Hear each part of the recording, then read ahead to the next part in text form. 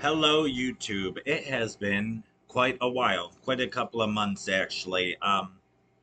Got busy in life, a lot of stuff happened, but also I get inspiration, I guess, to make videos when something like this comes up, and then I have something to talk about, and I can kind of talk about by experience.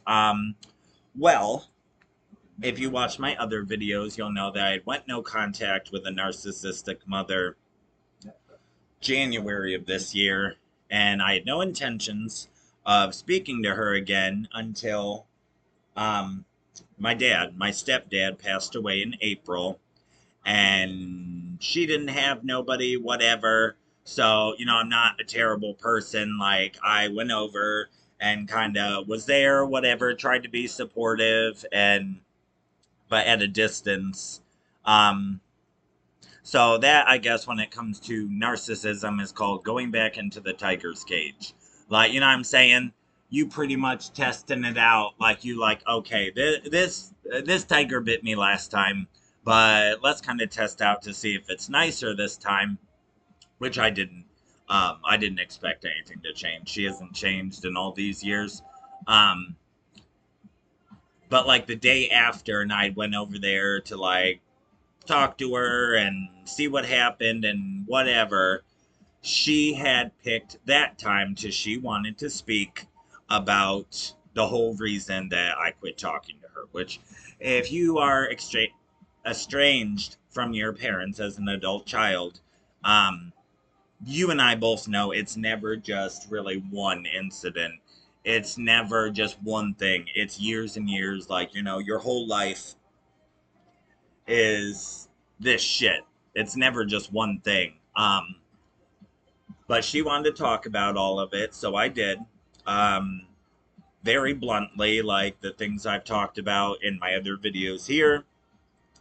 Um, Pretty much anybody that's been a parentified child and or the son of like a codependent, covert narcissist mother.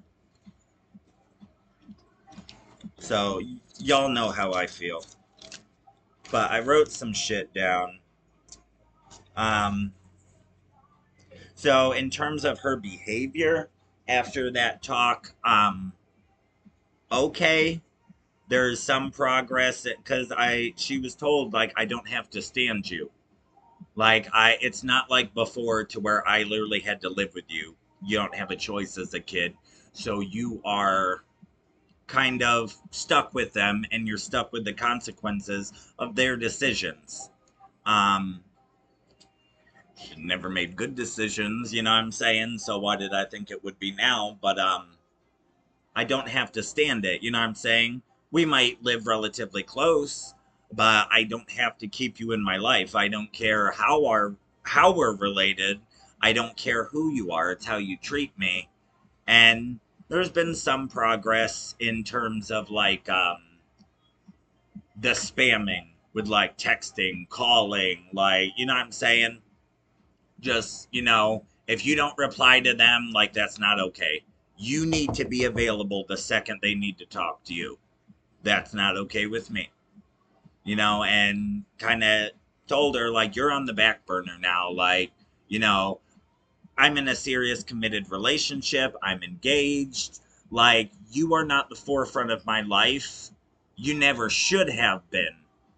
As a parent, your parent should not be, I'm saying, your main focus.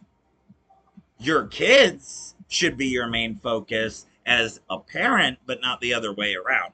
And definitely now, like I don't care.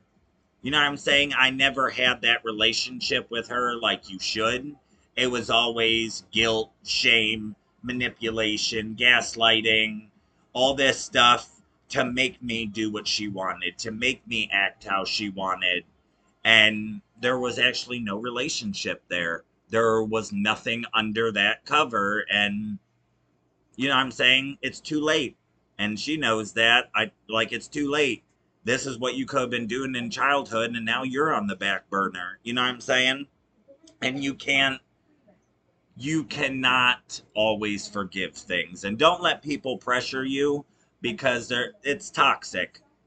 That's up to you, and you can heal even if you don't forgive people, because honestly, a lot of this shit these people do is unforgivable. And it's like, I'm still healing, I'm still doing good, but I won't ever let that happen to me again. What I'm saying, especially by the same person. um and how I'm standing firm on boundaries, I guess, is that realization that, there was no foundation for like a maternal relationship. Um, Once that kind of broke the veil, what I'm saying, then it's like, okay, it's like if you had an old schoolmate from high school that you haven't talking to in 10 years, spoken to in 10 years, spamming you. What I'm saying? It's like, okay, dude, like, I'm just going to block you. Like, this is weird. Like, what I'm saying? She doesn't, it's like the rest of my family, they don't feel like family. Doesn't feel like my mom, doesn't feel like my dad, doesn't feel like my sisters. What I'm saying? They never put the effort into building that relationship with me. They had to coax it and force it and blackmail it to happen because they knew that no one would, in their right mind, choose to have any type of relationship with them. And they hope that you'll never find that out, that you'll never, kind of see through the bullshit and realize that there is nothing there. Um, let's see. Uh, and what I struggle with in terms of all this is definitely having a relationship with your parent like that, and then trying to kind of see where it's going to go. You do have to have control of the situation because they're not going to stop. Like, has she, really stopped her? Some. I still notice the tone of things, the way she says things. Um, what I'm saying? There's still that passive aggression, that coercive control. Like, that stuff's not going to go away, like, especially if they don't actually realize it, which is possible. People are really that deluded and really that jaded, and what I'm saying? Um, but what I'm saying? Just whatever. Okay, you do that. Okay, I'm fine with not talking to you. What I'm saying? Like, I won't reply. But the thing is you can't stand that. So if that's the situation, you probably should stop fucking up. What I'm saying? It's like, it's funny about these parents is that they almost, and oh, it felt so good to tell her this also. But say like, you didn't want kids. Like, y'all might say you did, or you wanted a family and this shit, but the way you treated your children, you didn't want them. You know what I'm saying? Or you wanted exact copies of yourself, and when that didn't work out because they're, their own person, you know what I'm saying? How does that work out? Um, and honestly, just the fact is like, it's still weird looking her in the face and just like, what I'm saying is, she's this born again Christian now, and won't even swear without apologizing to God. But where was God when you were beating your kids so bad that you knew enough to put makeup on those bruises to send them to school? Let that just marinate. Like, where was God then? You know what I'm saying? It's like, you can't bring yourself to stop talking to my father and sister that you have known for years sexually abused me. You know what I'm saying? Or, oh, I can't think any bad things about them because God. But, that wasn't really on your radar when you were beating the fuck out of your kids, or when you were emotionally incesting them, pitting them against each other, forcing them to get in adult physical altercations because you chose to stay in that situation. Um, how it's helping me grow. This is one I was excited to talk about. Um, being in therapy for literally almost 16 years, and all the things I've learned, and it's almost like in the moment you feel like, okay, you're getting all this stuff in your brain, you're getting all these tools, your toolboxes, this big by now, you fucking now it's an entire shed, and you almost forget about some of these like um coping skills, tools, ways of dealing with toxic people, ways of dealing with manipulators, gaslighting, etc. And then when you're finally able to use and it works just like it's supposed to, is I don't know, I guess it reinforces the fact that it wasn't my fault, that it wasn't me this whole time that was a problem, or that I wasn't the bad one, that I wasn't the bad kid, that I wasn't the bad person that even my parents painted me to be. And why did they paint me to be that person? Because I couldn't be controlled. To some extent, yes, but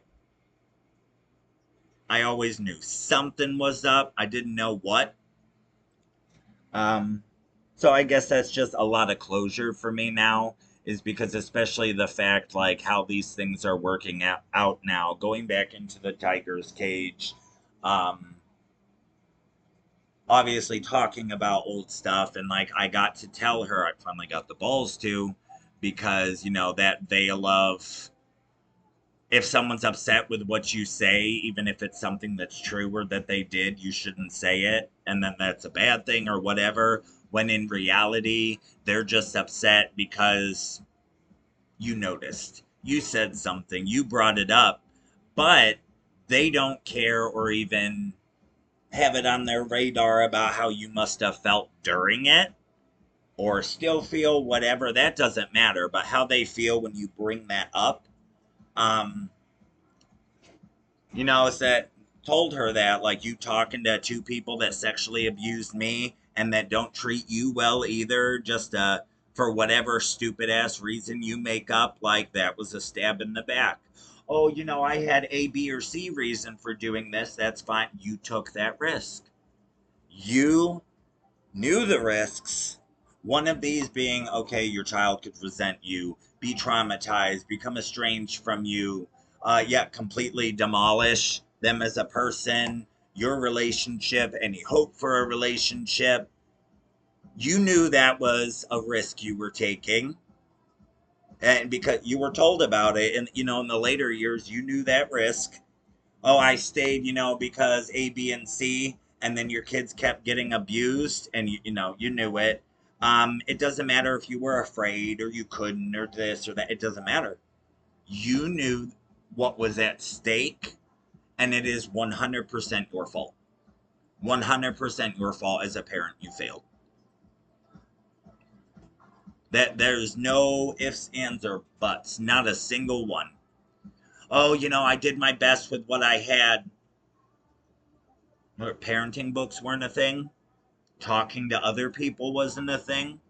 And damn well, like I just thought of this before starting the video, is that thinking about like like when my mom would talk about like how bad she like beat especially my older sister and shit, that oh, when I realized you're telling me you didn't know, you feel so guilty and so terrible now, but you're telling me when you're beating the living fuck out of like a toddler and a kindergarten age kid, lower elementary, to the point you know enough that you'll get in trouble for what you're doing, so you know how to hide it. You didn't realize anything. You got caught. You know what I'm saying? People didn't brush it under the rug. People didn't let you just, okay, well, it's a new day. Like, I just beat you within an inch of your life because I was having a bad day, but that's fine because I forgot about it. Doesn't work like that. You took that risk. You, you took that risk. Um, and also that you took that risk so it is not on me to forge that relationship back or to make it better, you need to pursue the child then. That's your fault. It is not on the child to fix the relationship or whatever, because it wasn't the child that broke it. Um, Careful of future faking. I love this one because that was like the biggest thing is okay. I started getting into like getting mental health help and started learning things, and okay, my mom's fucking depressed amongst other things. Okay, mom, like this is so great. Like you go there and they teach you how to help yourself. Okay, like fucking, and you can get on meds that will give you a little extra like pep in your step, a little extra strength, motivation to work on your problems in the meantime. Like there's these resources, and it's all, oh, okay, can you help me? Make the appointment for me. Yeah, go ahead and find me a doctor and make sure you force me to go. And then, and keep in mind, I'm like 14 and she's a 50-year-old woman. You know what I'm saying? You can't take that much initiative and do whatever, but there was always the talk, right? I'm gonna go to therapy, and yeah, I'm gonna get better, and yeah, I'm trying, and yeah, it's gonna get better. Yeah, 20 years. I've been begging my mom to quit being a piece of shit since I was in the second grade, and the first start of that was quit being a piece of shit and keeping a fucking pedophile and an abuser of a father in the home. But nope, that wasn't there. She wasn't there for that. You know what I'm saying? But there's always fucking, I'm gonna do this, I'm gonna do this, I'm gonna get better. Yeah, I'm gonna go to therapy. Yeah, I'm a heal. Yeah, I'm trying. That's a good one too. I'm trying. Well, in 20 years, you ain't changed. You got the guise of a nice person now, but there's people that know you, that know you. Because the funny thing is like low key petty, but like she's my neighbor, and she could see these videos, and I hope she does. And I bet you she would not even have the balls to tell me that she watched them, because that would involve more accountability, actually validating, what she did to me as her child amongst her other children, and all of that shit. But fucking, you know what I'm saying? But they can keep talking about how, they're going to get better, they're going to heal, they're going to quit being toxic, they're going to respect your boundaries, and they don't. So, I don't listen to what she says, and I've told her this, 'cause, amongst other things, she's a habitual liar. 'Cause, I'm like, ooh, bit my lip. You're okay with like pinning your kids against each other, or making sure you pin your kids against your spouse so that you're not being abused or attacked or whatever. You know what I'm saying? Like, okay, you're the guinea pig now. Um, like all these things, it's like what you say is just bullshit. You know what I'm saying? And you learn that, and you can almost like something happens and you go to confront them about it or bring it up, whatever, and you're like, especially if it's a parent, you're like, okay, I'm gonna bring this up. And then as they're spewing their bullshit, their excuses, their projection and validation, whatever, is you're literally in your head like, check, check, making all the checks, because you know the pattern, you know the routine, their formula, and like they never refresh the games, they never give them a facelift, and it's like you're just as fucking dumb as you were when I was growing up. But the thing is kids don't know. We shouldn't have to come into the world with a knowledge of how to deal with like narcissistic or abusive people. um Here, this is the other one. Oh, this is fabulous. So, how do I know that this is working? um let's see. And again, this was a big closure moment for me when I came upon this. Okay. The fact that boundaries are creating friction means they're working. If you're always making a narcissist happy, you're enabling. So, the fact that she's not happy with a lot of the stuff I say, and I'm not mean about it. I am cold about it, but that's what I received from her, so I don't know what to tell you. Like straight up just saying shit, you don't like it, saying what I will and won't put up with, what I don't fucking like that you do, that you did then, that you still don't know, but I'm getting better. Where? Like, where? Like, literally where? Like, where? You got older? That's the only change I've seen. You found God. Um, but yeah, if you're making them happy, the people that manipulated, abused, gaslit, physically abused, domestic violence, any of these things. Hold on, I lost my train of thought. Oh, these people, especially if like in a reclaimed relationship or whatever, if you're always making them happy, if you're never upsetting them, you know what I'm saying? They have control over you. That's how you know. Because they are only happy if they're getting what they want. And do I think it's impossible for people to change? No. In the words of Dr. Ramani, something that I will never forget, and I tell anyone I can when it comes up and I see that it'll fit, is people can change.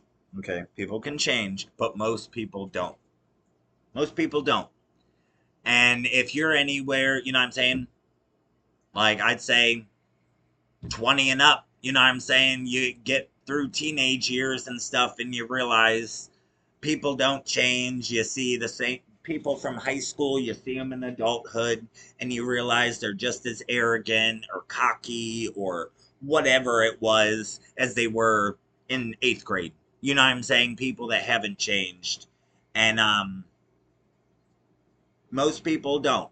Do I think it's impossible for her to change? No, not impossible. But do I think it's unlikely? Yes.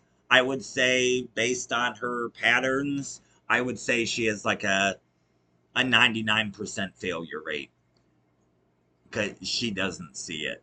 She doesn't want to. And that's a lot of them. Is yes, there is a certain aspect to where it's like, okay, they literally don't have the capacity to realize.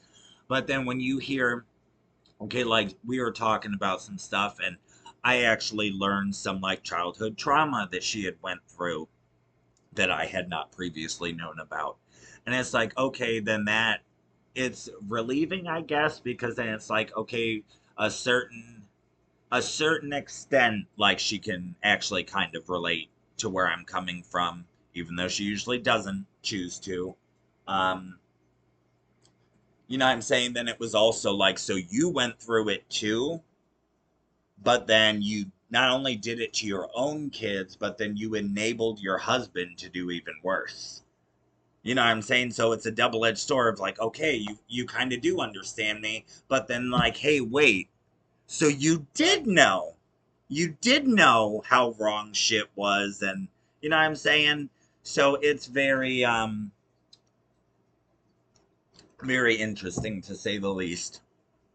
At this point, like I can take it or leave it.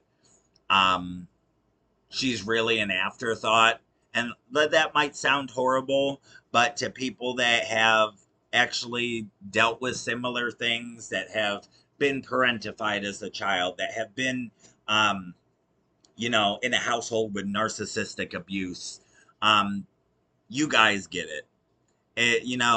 You spent your whole childhood being a commodity. When I have time for you, when I feel like I can stand you kind of parent, or when it's convenient for me. And when you finally see that as an adult and you give them that same thing that they gave you, like you're a terrible kid, right? But they weren't a terrible parent for doing the same thing. But that's right, because they will tell everybody afterward, the same stories that you know, but happened a bit differently. Like she did that with my stepdad. Like I quit talking, like speaking up and saying that's not how it happened because it's like, girl, like you believe your own shit at this point. But I think she genuinely, no, I know she genuinely, I think she thinks she's covered up like past her, past. I think she's covered up, thinks she thinks she's covered up a lot of that. And she relied on the fact that I was too young. I'm the youngest, but youngest out of three. And she would even like she wouldn't even get out what she was trying to tell me and be like, "Oh, you were too young to remember." How do you know what I remember? And like this stuff, and like after years of that, you're like, you get to thinking, "Oh yeah, yeah, maybe they're right. I don't remember that." Yeah, that's part of the manipulation. They want to control the narrative, and I'm saying didn't want that up there. Don't, oh yeah, pfft, I did all those things, fucking yeah, but that's in the past. We're done. No, because you're still not taking accountability for it, and you're still being abusive, just in more covert ways. Um, but yeah, it's a whole mess of things, and any child of a narcissistic parent, um, and probably a lot of people that have been in narcissistic relationships as an adult, a lot of this sounds familiar. I'm sure you can relate to a lot of it. And hey, leave a comment down below. We can start a conversation about it. This shouldn't be awkward anymore. We're in 2025, and child abuse happens to a lot of people: sexual, physical, verbal, um, any type of abuse that you can think of, downright child torture. It was probably a good 50% or more of, you know, your grade in school. You know what I'm saying? If you had 5,000 kids in your school, say that's a lot. But probably, yeah, at least 2,500 of them were going through that shit at home. And we don't realize it. We think that nobody else's family does these things. And that's how they keep doing those things, is because that's what they teach us, to keep us quiet. And they teach us to never say anything because they teach us that it doesn't happen. You know what I'm saying? So then people are going to, wait, this doesn't happen. We're not going to believe you, which does happen a lot. But they teach you that. They make it awkward purposely. They make it uncomfortable for us to speak about things, because then most of the time we won't. Let's take that awkwardness away from it. Open up a conversation about child abuse, because it shouldn't be the norm and it needs to be talked about. So I love you guys. I'll see you back here soon.